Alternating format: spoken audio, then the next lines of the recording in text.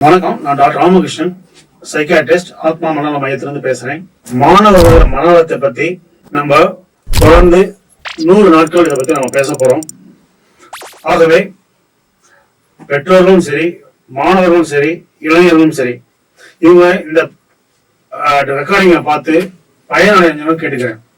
ஏன்னா 25% மாணவர்கள் மன அழுத்தத்தில் இருக்காங்க.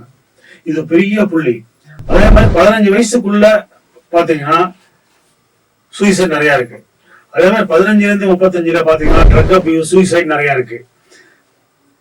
நிறைய பேர் படிக்க வேண்டியவங்க படிக்க முடியாம திசை மாதிரி போயிடுறாங்க.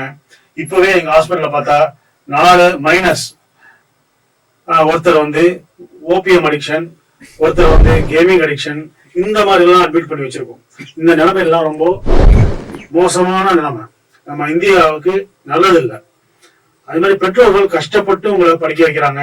நல்லா வரணும், நாளைக்கு சமுதாயத்துல நல்லா இருக்கணும், நம்ம பேரும் அந்தஸ்தோட நம்ம இருக்கணும் அப்படின்னு நினைக்கிறாங்க. அது இளைஞர்கள் டிஸ்ட்ராக்ட் ஆகி வீணாகிடுச்சாங்க. ஆகவே இதெல்லாம் மாறி ஒரு நல்ல சமுதாயம் உருவாக்குறதுக்காக நம்ம 100 days ஒரு ஷார்ட்ஸ் நம்ம பார்க்க போறோம். அதை பார்த்து பயனடையுமாறு கேட்டுக்கொள்கிறேன்.